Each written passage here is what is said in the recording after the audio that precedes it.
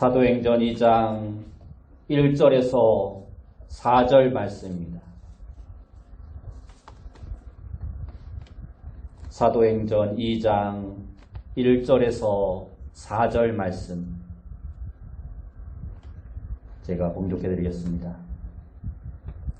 오순절 날이 이미 이름에 그들이 다 같이 한 곳에 모였더니 호련히 하늘로부터 급하고 강한 바람 같은 소리가 있어 그들이 앉은 온 집에 가득하며 마치 불의 혀처럼 갈라지는 것들이 그들에게 보여 각 사람 위에 하나씩 임하여 있더니 그들이 다 성령의 충만함을 받고 성령이 말하게 하심을 따라 다른 언어들로 말하기를 시작하니라. 아멘. 우리 옆에 분들과 인사합시다. 만나서 반갑습니다. 다시 한번 인사합시다. 오늘도 큰 은혜 받읍시다. 오늘 우리가 읽은 말씀을 통해서 첫 성령 강림주일, 첫 성령 강림주일이라는 제목으로 함께 은혜의 말씀을 나누길 원합니다. 오늘은 성령 강림주일입니다. 구약의 3대 절기는 출애굽을 기념하는 유월절과 첫 보리를 수확하고 드리는 맥추절, 그리고 가을의 모든 추수를 마치고 드리는 수장절이었습니다. 그러면 오늘날 우리 기독교의 3대 절기를 뽑으라면 무엇이 있을까요? 바로 부활절과 성탄절, 그리고 바로 오늘 성령 강림절을 기독교의 3대 절기라 말할 수 있습니다. 부활절과 성탄절은 우리가 잘 알고 모든 교회에서 다 지키고 있지만 성령 강림절은 부활절과 성탄절에 비해 그동안 잘 지켜지지 않았고 일부 교회에서만 기념하여 별로 중요하게 여겨지지 않았던 것이 사실입니다. 그러나 사실 이 성령 강림절은 기독교에 있어서 매우 중요한 날입니다. 왜냐하면 바로 이 날이 지상의 모든 교회들의 탄생일이기 때문입니다. 예수님은 생전에 가이사라 빌립보에서 베드로가 고백한 주는 그리스도시요 살아계신 하나님의 아들이시니이다 라는 말씀처럼 반석 위에 예수님의 교회를 세우신다라는 약속대로 이 땅에 교회를 세워주시고 지옥의 문들이 교회를 이기지 못하도록 예수님께서 친히 목자장이 되어주셨습니다. 그러므로 모든 목회자는 예수님의 사역을 심부름하는 목동과도 같은 존재들입니다.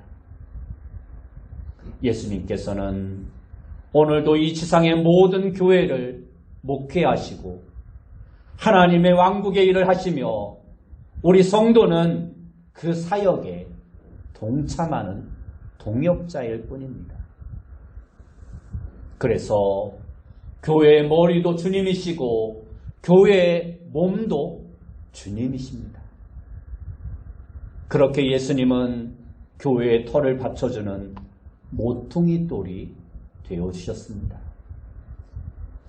에베소서 1장 22절과 23절 말씀에 보면 또 만물을 그의 발 아래에 복종하게 하시고 그를 만물 위에 교회의 머리로 삼으셨느니라. 교회는 그의 몸이니 만물 안에서 만물을 충만케 하시는 이의 충만함이니라 하고 말씀하고 있습니다. 그리고 2장 20절에서 22절 말씀에도 보면 너희는 사도들과 선지자들의 터 위에 세우심을 입은 자라. 그리스도 예수께서 친히 모퉁이 돌이 되셨느니라.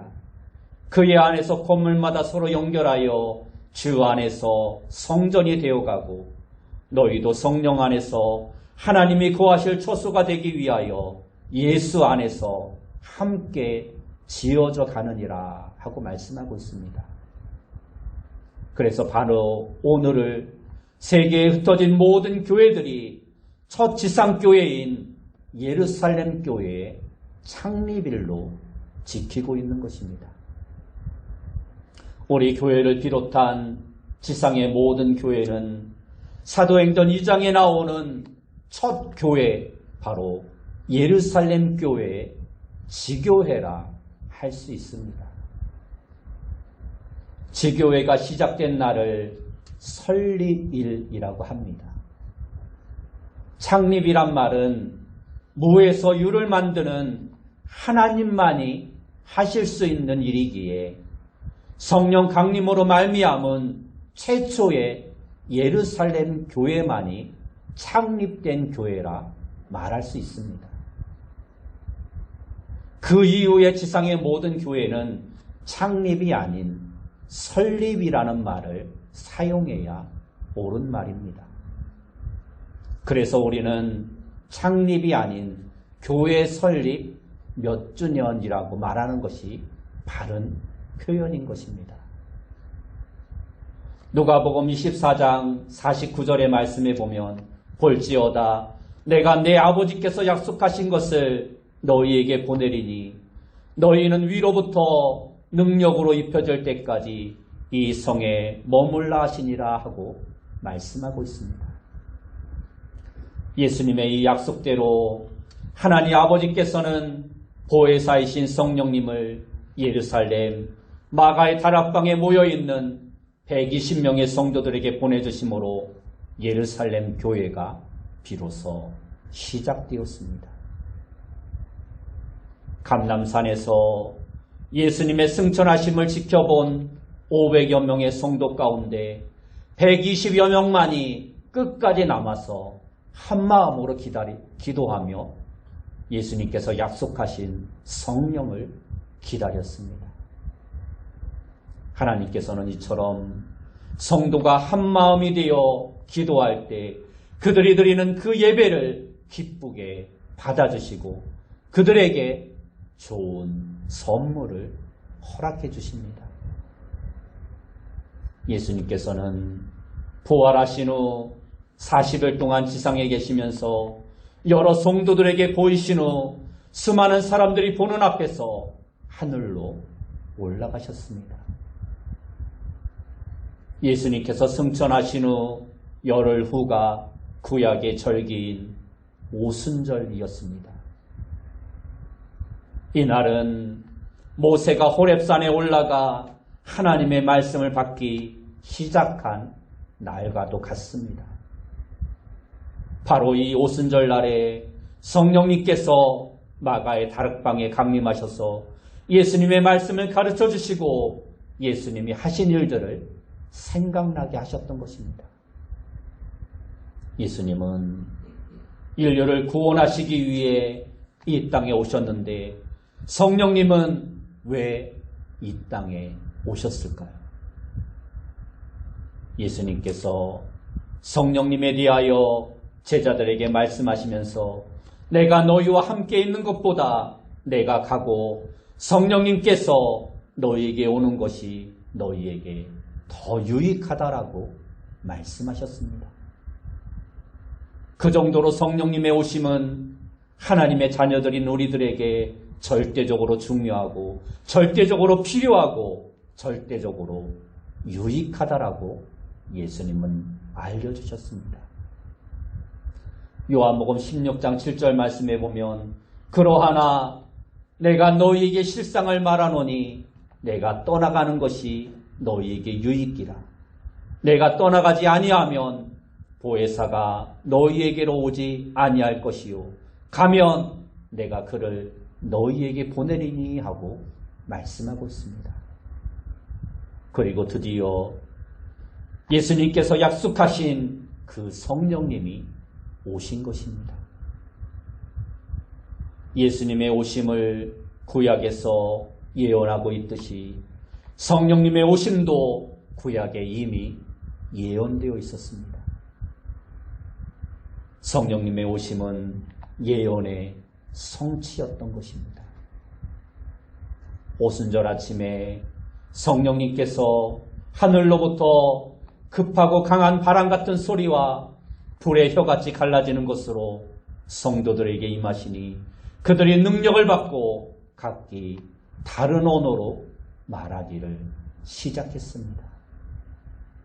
오늘 본문 2절에서 4절 말씀에 보면 호련히 하늘로부터 급하고 강한 바람 같은 소리가 있어 그들이 앉은 온 집에 가득하며 마치 불의 엿처럼 갈라지는 것들이 그들에게 보여 각 사람 위에 하나씩 임하여 있더니 그들이 다 성령의 충만함을 받고 성령이 말하게 하심을 따라 다른 언어들로 말하기를 시작하니라 말씀하고 있습니다.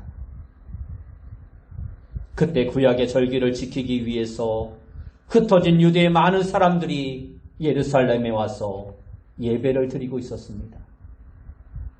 그런데 시온산으로부터 큰 소리와 요란한 사람들의 목소리가 울려 퍼지기 시작했습니다. 사람들이 그 소리가 나는 마가의 다락방이 있는 곳으로 몰려들기 시작했습니다. 그리고 그곳에서 120여 명의 성도들이 자기들의 언어로 말하는 것을 듣고 놀라며 큰 소동이 일어났습니다. 오늘 본문 뒤에 있는 7절과 8절 말씀에 보면 보라, 이 말하는 사람들이 다 갈릴리 사람이 아니냐. 우리 각 사람이 난고방언으로 듣게 되는 것이 어찌 됨이냐 하고 말씀하고 있습니다. 그 군중들은 각기 다른 나라 약 15개의 나라에서 온 유대인들이었습니다. 9절에서 11절 말씀에 보면 우리는 바데인과 메데인과 엘람인가 또 메소포타미아, 유대와 갑바도기아, 본도와 아시아, 부르기아와 밤빌리아, 애국과 및 구레네에 가까운 리비아 여러 지방에 사는 사람들과 로마로부터 온 나그네 곧 유대인과 유대교에 들어온 사람들과 그레데인과 아라비아인들이라 말씀하고 있습니다. 그러니까 120여 명의 성도들이 성령의 충만함을 받고 자기들이 한 번도 가보지도 않고 사용해보지도 않았던 15개 나라의 언어로 말을 하기 시작했던 것입니다. 그러자 그 중에 어떤 사람들이 조롱하며 말을 합니다. 저들이 새 술에 취하였다. 그들을 조롱합니다. 그러자 베드로가 일어서서 소리 높여 설교를 하기 시작합니다. 그 말씀이 2장 15절에서 37절까지의 말씀입니다. 그 말씀의 내용을 요약하면 때가 제3시, 그러니까 오전 9시인데 이른 아침부터 이 많은 사람들이 술에 취해 있는 것이 아니라 그들은 구약의 요엘서의 말씀처럼 지금 새 영을 받아서 말을 하고 있는 것이며 너희가 잡아 죽인 예수님을 하나님이 다시 살리셔서 주와 그리스도가 되게 하셨고 그분이 약속하신 성령이 지금 우리에게 임하여 우리가 말을 하고 있는 것이며 누구든지 그를 믿는 자는 구원을 받을 것이라는 것입니다. 예수님께서 겟세마네 동산에서 체포당하시고 대제사장 가야바 법정에 구금되어 계실 때 베드로는 겁이 나서 모닥불을 쬐던 사람들 앞에서 3번이나 예수님을 모른다라고 부인했던 겁쟁이였습니다. 그런데 그런 베드로가 지금 수천 명의 군중들 앞에서 담대하게 예수님의 부활을 증거하고 있는 것입니다. 성령님께서 그들에게 능력과 지혜와 말씀을 주셨기에 이러한 일들이 가능하게 되었던 것입니다. 지금도 성령님께서는 여러분 한 사람 한 사람에게 임하셔서 다이너마이트와 같은 능력과 권세를 주시는 능력의 성령입니다. 여러분 모두가 이 성령의 능력을 충만히 받으시기 바랍니다.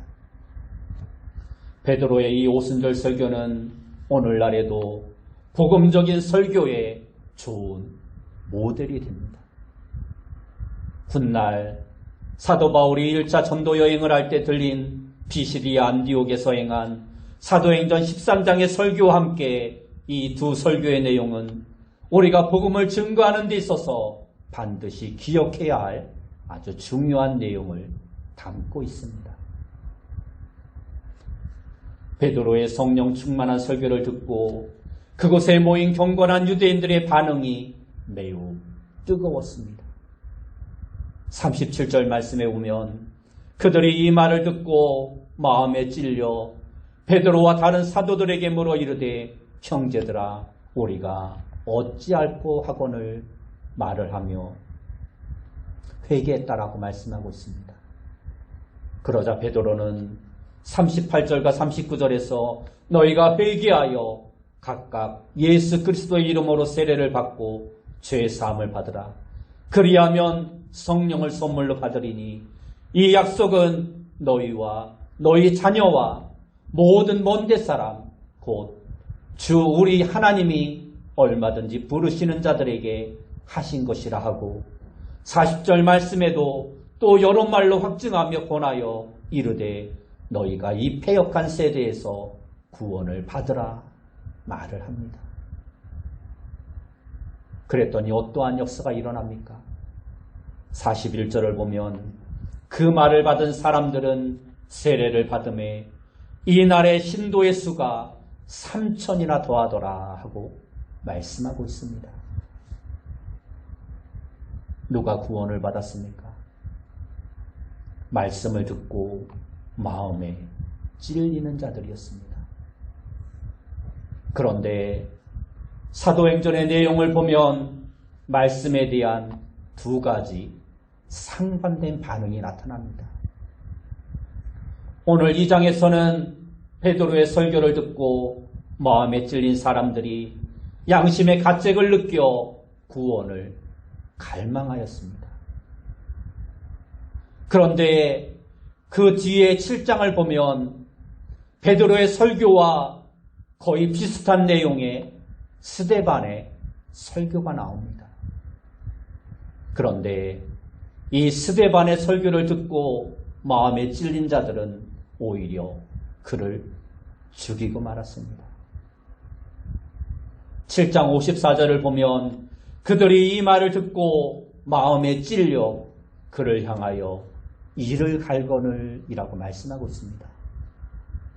똑같이 마음에 찔렸지만 어떤 사람들은 회개하여 구원을 받고 어떤 사람들은 이를 갈며 오히려 그를 죽였던 것입니다. 회개하며 은혜를 사모하는 자들은 구원을 받았습니다. 그들은 베드로와 사도들에게 나와 우리가 어찌할꼬 하며 은혜를 갈구하였습니다. 누가복음 3장 10절에도 보면 세례 요한이 회개의 설교를 하자 군중들이 그리하면 우리가 무엇을 하리까 라고 말하며 긍휼을 구했던 기록이 기록되어져 있습니다. 예수님께서 성전에서 가르치실 때 이른 아침에 서기관들과 바리새인들이 간음한 여인을 잡아와서 예수님께 처리를 맡기실 때 예수님께서는 너희 중에 죄 없는 자가 먼저 돌로 치라 말씀하시고 몸을 굽혀 땅에 손가락으로 글을 쓰셨습니다. 그때 요한복음 8장 9절을 보면 그들이 이 말씀을 듣고 양심의 가책을 느껴 어른으로 시작하여 젊은이까지 하나씩 하나씩 나가고 오직 예수와 그 가운데 섰는 여자만 있더라 말씀하고 있습니다. 하나님의 말씀이 우리의 영과 혼에 살아 움직일 때 우리는 마음에 찔림을 받게 되어 있습니다. 히브리서 4장 12절과 13절 말씀에 오면 하나님의 말씀은 살아있고 활력이 있어 좌우의 날선 어떤 검보다도 예리하여 혼과 영과 및 관절과 골수를 찔러 쪼개기까지 하며 또 마음의 생각과 뜻을 판단하나니 지으신 것이 하나도 그 앞에 나타나지 않음이 없고 우리의 결산을 받으실 이의 눈앞에 만물이 벌거벗은 것 같이 드러나리라 말씀하고 있습니다. 구원을 열망하던 군중들에게 베드로는 해답을 제시해주고 있습니다. 38절과 39절의 말씀입니다. 너희가 회개하여 각각 예수 그리스도의 이름으로 세례를 받고 죄 사함을 받으라. 그리하면 성령을 선물로 받으리니 이 약속은 너희와 너희 자녀와 모든 먼데 사람 곧 주 우리 하나님이 얼마든지 부르시는 자들에게 하신 것이라 말씀합니다.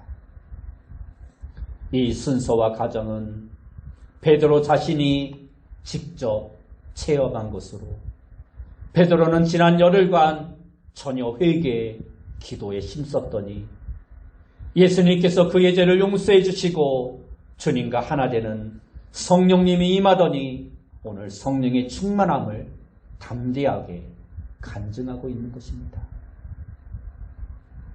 뒤에 3장 19절에도 보면 그러므로 너희가 회개하고 돌이켜 너희 죄 없이함을 받으라. 이같이 하면 새롭게 되는 날이 주 앞으로부터 이를 것이라 말씀하고 있습니다. 마지막으로 베드로는 그곳에 모인 자들에게 결단을 촉구하고 있습니다. 40절 말씀에 보면 너희가 이 패역한 세대에서 구원을 받으라. 그리고 바로 그날에 그 말을 받은 사람들은 세례를 받음에 이날에 신도의 수가 3,000이나 더하더라 말씀하고 있습니다.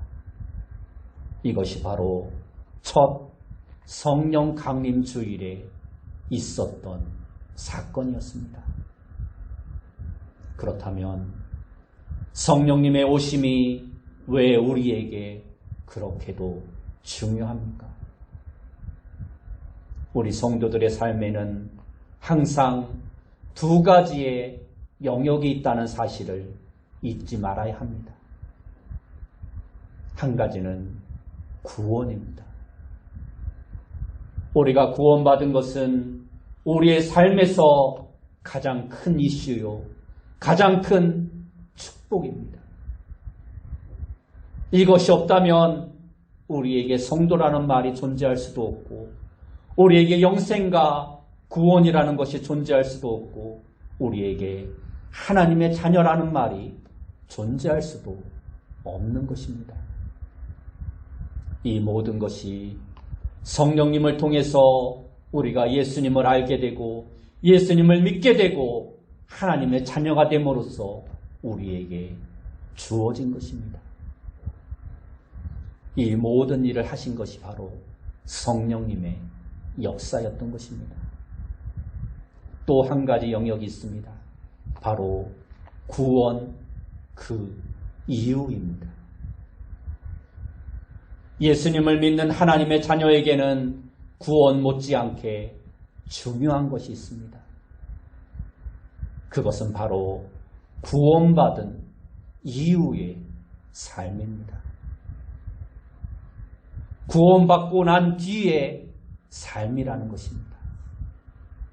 우리 그리스도인들은 구원받고 난 뒤의 삶을 정말로 잘 살아가는 자가 되어야 합니다. 우리의 삶을 통해서 하나님의 영광을 돌리는 거룩한 삶을 살아가야 하는 것입니다. 우리로 하여금 단순히 구원하도록 하기 위해서 하나님이 우리를 창조하시고 구원하신 것이 아닙니다. 하나님이 우리를 창조하시고 우리를 구원하신 목적은 우리의 삶을 통해서 하나님이 영광을 받으시기 위함입니다. 그러므로 우리는 이 목적에 맞게 이 세상을 살아가는 자가 되어야 합니다. 오늘날 예수 믿는다고 하는 사람들이 크게 착각하고 있는 것이 있습니다. 그것은 이제 나는 예수 믿었으니 천국 가는 것은 따놓은 당상이라고 생각하는 것입니다. 그러다 보니 대강대강 신앙생활을 합니다. 어떻게 생활을 하든지 간에 이미 천국은 내가 얻어놓은 것이니 이제는 어떻게 사는 것에 대해서 별로 큰 관심이 없는 것입니다. 정말로 하나님이 기뻐하시는 대로 살아야겠다라는 의지와 노력이 부족해지는 것입니다. 그래서 뉴스를 보면 교회를 다닌다고 하는 사람들, 심지어 교회에서 중요한 직분을 맡은 사람들이 불법을 행해서 그 이름이 뉴스에 오르내리고 불신자들이 욕하고 손가락질하며 교회와 성도들이 세상 사람들에게 신뢰를 얻지 못하고 미움과 비방을 당하고 있는 것입니다. 예수님은 이러한 일들이 있을 것을 미리 알고 계셨습니다. 그래서 우리가 구원받는 것도 중요하지만 구원받은 후의 삶이 더 중요하기에 나를 믿는 하나님의 자녀들이 어떻게 하면 이 유혹 많은 어려운 세상 속에서 하나님께 영광을 돌리고 하나님을 기쁘시게 하며 하나님의 자녀답게 살 수 있을까 고민하셨습니다. 그래서 바로 예수님은 성령님을 하나님의 자녀들에게 보내시기로 결론을 내리신 것입니다. 이렇게 성령님이 오신 날이 바로 오늘 성령 강림 주일입니다. 요한복음 14장 16절을 보면 내가 아버지께 구하겠으니 그가 또 다른 보혜사를 너희에게 주사 영원토록 너희와 함께 있게 하리니 하고 말씀하고 있습니다. 여기서 성령님을 보혜사라고 표현하고 있습니다. 보혜사라는 말은 우리 곁으로 부르심을 입은 자라는 의미입니다. 예수님께서 하나님께 요청하셔서 성령님이 우리 곁으로 보내셔서 우리가 하나님의 자녀로서 잘 살아갈 수 있도록 돕기 위해 성령을 부르신 것입니다. 이 성령님은 우리로 하여금 구원받은 하나님의 자녀로서 하나님의 영광을 돌리고 하나님이 기뻐하시는 삶을 살도록 다음과 같은 아주 중요한 역할을 우리를 위해서 해주십니다. 첫째로 성령님은 우리를 가르치십니다. 요한복음 14장 26절을 보면 보혜사 곧 아버지께서 내 이름으로 보내실 성령 그가 너희에게 모든 것을 가르치고 내가 너희에게 말한 모든 것을 생각나게 하리라 하고 말씀하고 있습니다. 성령님이 우리에게 모든 것을 가르치십니다. 가르치시되 모든 것을 가르치십니다. 성령님은 우리를 위해서 우리가 하나님의 자녀로서 승리하고 성공하고 풍성한 삶을 살 수 있도록 모든 것을 가르쳐 주십니다. 성령님의 가르치심은 절대 실수하심이 없습니다. 온전하고 완전하게 우리를 가르치십니다. 둘째로 성령님은 우리로 하여금 생각나게 하십니다. 성령이 깨닫게 하시고 생각나게 하시는 것은 놀랍습니다. 우리로 하여금 하나님의 뜻대로 살게 하시고 우리로 하여금 하나님의 자녀로서의 풍성한 삶을 하시기에 부족함이 없습니다. 그러므로 성령을 인정하고 계속적으로 성령님을 의지하면 그 사람의 삶은 모든 영역에서 점점 풍성해지는 것입니다. 이스라엘 백성들은 하나님의 은혜와 하나님의 역사를 잊음으로 하나님 앞에 심판을 당하고 이방 나라의 포로로 끌려갈 수밖에 없었습니다. 그러나 성령님은 우리가 하나님의 은혜를 잊지 않고 기억하고 생각나게 하십니다. 셋째로 성령님은 우리를 회개케 하십니다. 베드로의 성령 충만한 설교를 듣고 그 듣는 자의 마음속에 성령님이 감동을 주실 때 그들에게 회개의 역사가 일어나기 시작했습니다. 이처럼 성령님은 우리로 하여금 죄를 깨닫게 하십니다. 우리를 회개케 하시고 정결하게 하시고 깨끗하게 하십니다. 이 모든 것은 우리로 하여금 하나님의 뜻대로 살도록 하기 위해서입니다. 우리로 하여금 하나님이 쓰시기에 합당한 그릇이 되도록 하기 위해서 성령님께서 역사하시는 것입니다. 우리가 항상 성령님을 의지하고 성령님의 도우심을 구하면 성령님은 우리를 항상 깨끗하게 씻겨주십니다. 우리 마음속에 일어나는 두려움과 염려와 음란과 분노를 깨끗하게 치유해 주십니다.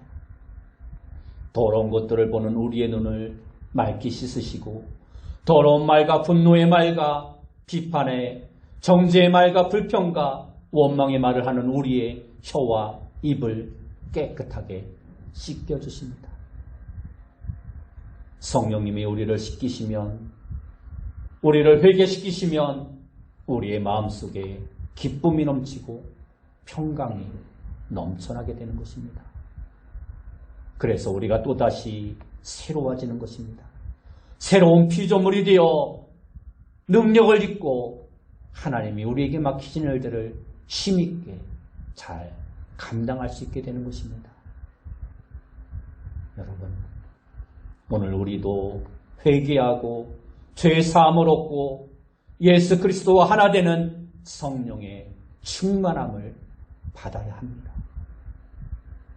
성령 충만하면 기쁨이 넘치고 이 기쁜 소식을 온 세상에 나아가 전하게 되는 것입니다.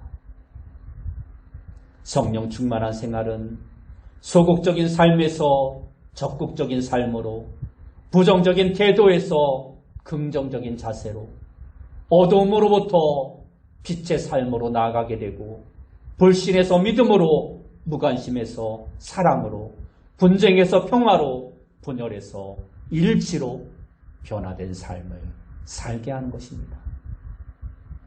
여러분 모두가 오늘 성령 강림주의를 맞이하여 다시 한번 성령의 충만함을 받고 능력을 받아서 힘있게 하나님의 일들을 감당하는 귀한 성도님들이 다 되시길 예수님의 이름으로 축원합니다. 기도하겠습니다. 사랑하는 주님, 오늘 성령 강림주의를 맞이하여 우리가 다시 한번 하나님의 성령을 생각하며 성령 충만함을 받고 하나님이 우리에게 맡기신 일들을 다시 한번 충성스럽게 잘 감당할 수 있는 귀한 성도님들 다 되어줄 수 있도록 인도하여 주옵소서. 예수님의 이름으로 기도드리옵나이다. 아멘.